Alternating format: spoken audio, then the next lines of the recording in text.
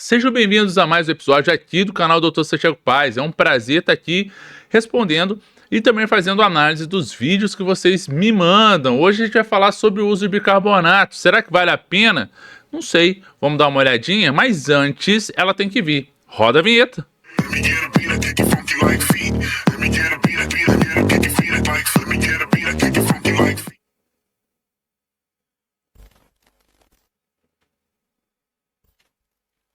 Ouvi dizer sobre o uso de bicarbonato de sódio durante o treino. Existem estudos consistentes quanto a benefícios? Se sim, como usar? Existem uma série de estudos consistentes sobre bicarbonato de sódio, mas não se usa durante o treino, se usa antes do treino. Vamos lá, primeira coisa, o efeito do bicarbonato de sódio, até mesmo o de beta-alanina, ele primeiramente ele precisa ser usado no tamponamento. Então, ou seja, quando eu tenho provas ou características de algum exercício físico cuja acidose metabólica é maior, o uso de bicarbonato ou até mesmo de beta-alanina pode servir como importante aliado nessa redução da acidose, que naturalmente ela é aumentada quando a gente tem modalidades que têm uma intensidade muito alta e um curto espaço de tempo, especialmente também quando eu tenho um tempo de recuperação reduzido, como é o caso do CrossFit, como é o caso de tiros, sprints, né, modalidades em que eu tenho sprints, modalidades que eu tenho lutas, por exemplo, jiu-jitsu, né? E esse indivíduo ele fica muito hiperventilante. E isso é muito importante, por quê? Porque nós aumentamos essa acidose, que nada mais é do que o acúmulo de metabólicos que vão acidificar ali aquele tecido, principalmente por aumento de íons H+, íons hidrogênios, vindo da quebra da própria glicose que está dentro do músculo, que quando você reduz a oxigenação por aumento dessa intensidade e liberação de hormônios extremamente excitatórios, como é o caso da adrenalina, potencializa o catabolismo no músculo para quebrar essa reserva sob a forma de glicogênio muscular, que é como se fosse o açúcar do músculo, e a utilização para estar gerando energia. Como a gente tem uma redução desse oxigênio, por conta dessa hipóxia, por conta dessa contração muscular muito forte e essa redução de oxigenação, o corpo ele vai quebrando essa glicose em partículas menores para estar sendo utilizada lá na mitocôndria e, consequentemente, em algumas reações de quebra do glicogênio muscular, em piruvato, em lactato, o ácido lático, vamos colocar assim, nessa quebra você tem o lactato, que é uma molécula menor que consegue entrar na mitocôndria, que é uma organela que só vai conseguir utilizar alguns resíduos para gerar energia na cadeia respiratória de elétrons se essa partícula for menor. Então a glicose ela vem sofrendo uma série de reações fora da célula para que, dentro da célula e fora da mitocôndria, ali no citoplasma, e aí você entra na mitocôndria de uma maneira reduzida e, consequentemente, gera ATPs, que é a moeda celular.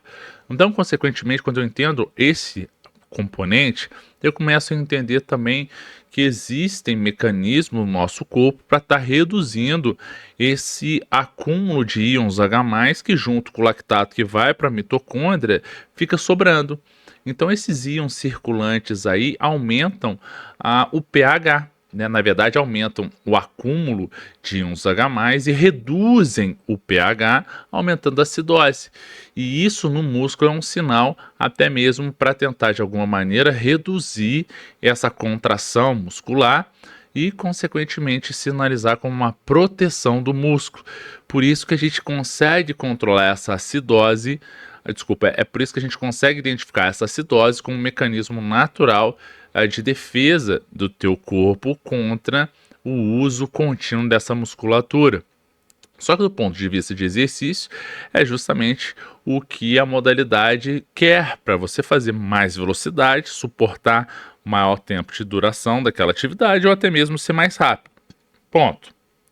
E aí, a partir dessa resistência progressiva que o teu corpo vai ganhando, você consegue ficar mais tempo naquela modalidade ou naquele treinamento. E quanto mais tempo você fica naquele treinamento, maior a sua adaptação e maior os resultados. Seja do ponto de vista cardiovascular, seja do ponto de vista de redução do percentual de gordura, de melhora da velocidade dessas trocas e recuperação do músculo e também melhora da capacidade antioxidante, anti-inflamatória e por aí vai. Ponto. Então fiz um resumo aqui da fisiologia para a gente entender a aplicabilidade do bicarbonato de sódio nessas modalidades.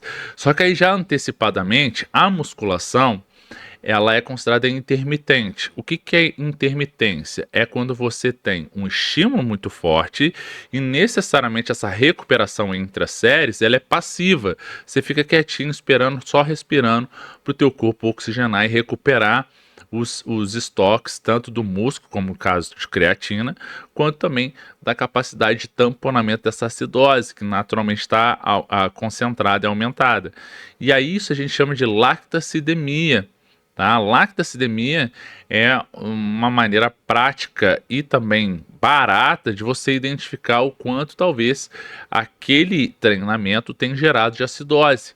Só que a musculação ela não tem uma lactacidemia tão alta, por quê? Porque você faz 15% do tempo total de contração, mas o restante é recuperação passiva, então você fica oxigenando para isso. Por mais que você utilize estratégias que a gente chama de estratégias de cluster, que é a redução do tempo de intervalo e aumenta um pouquinho, de 20 a 30% dessa acidose, perto de um crossfit, perto de uma luta ou de outras modalidades, não é tão grande. Então os estudos não consideram a utilização de bicarbonato de sódio nem antes nem durante para estar aumentando esse tamponamento ou tendo esse benefício. Para o CrossFit, sim, a betalanina é muito válida também. Por que a gente fala que a betalanina é mais válida? Porque o bicarbonato de sódio as pessoas sentem náuseas, vômitos, porque a concentração de efeito ergogênico é 0,3 gramas por quilo de massa corporal. Imagina um indivíduo de 80 quilos, para ter o efeito ergogênico do bicarbonato de sódio, ele precisa consumir 24 gramas de bicarbonato de sódio. Uma scoop de whey protein tem 20 gramas. Lembra quando você estava azia, que você tomou umas canas e ficava meio... e tomava uma colherzinha de café, só com um pouquinho de bicarbonato, né? O bicarbonato vinha naquela azia, né? Dava aquela... Você até arrotava, né? Porque aumentava um pouquinho os gases. Então, agora, imagina você tomar uma scoop de whey protein, mais ainda uma colher de sopa para dar 24 gramas. Será que a gente vai ter aí náusea, vômito ou principalmente diarreia? Esse é um ponto importante, mas beleza. Mas vamos ver o que vai sair, o que vai falar aqui. Uma dose grande. Se você nunca usou, você vai sentir uma baita de uma dor de estômago e vai ter provavelmente uma baita de uma diarreia. Meu conselho, não use. Se você tá de curioso, cara, saiba que isso só funciona para aqueles caras que treinam muito, muito, muito. Manja, atleta olímpico que corre 400 metros. Tá? Para esse cara funciona. Perfeito, Muzi, perfeito, cara, sensacional. Muzi é uma figura muito emblemática aí no treinamento, eu gosto muito do trabalho dele, né? Alguns momentos a gente tem algumas divergências, mas nesse aqui não temos, foi muito enfático. Resumindo, né? 400 metros, né? Você tem uma acidose? Tem. Pode ser até utilizada? Pode. Se for a diferença desses segundos ou da performance para ganhar a medalha de ouro, beleza, tranquilo. Eu geralmente falo para meus pacientes, vai lutar? Vou. Vamos tentar, vai ser o diferencial para a medalha? Quer tentar por causa da medalha? Quero. Não tem problema nenhum. Vamos fazer. A gente pode até pensar aí uma hora antes para a gente fazer uma diluição, talvez, que seja. Mas assim, na dúvida, ao invés de usar o kimono branco, usa o marrom. Entendeu? Já usa o marrom, porque se der algum problema, dá uma de chavada e tá tudo certo, perfeito. Será que ele vai falar da musculação?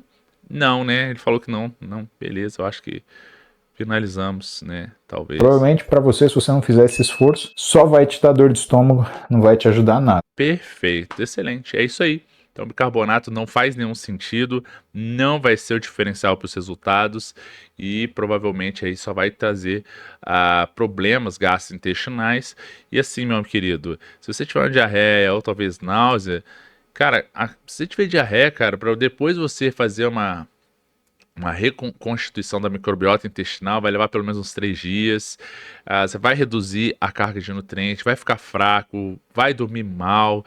Cara, vale a pena você utilizar esse tipo de estratégia como uma adição de efeito ergogênico na tua vida, na suplementação? Não, não vai. Quem divulga isso é quem não contextualiza os estudos com as modalidades, não analisa a dose e também não, de fato, relaciona com os efeitos. Só divulga conteúdo para ter visibilidade, e aí a gente que estuda, que mostra o contexto, que aplica na prática, vem aqui tentando enxugar gelo, ensinar o correto.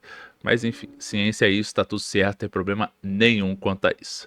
Se você gostou desse vídeo, não deixe de curti-lo, compartilhe com quem você acredita vai ser beneficiado com essas informações.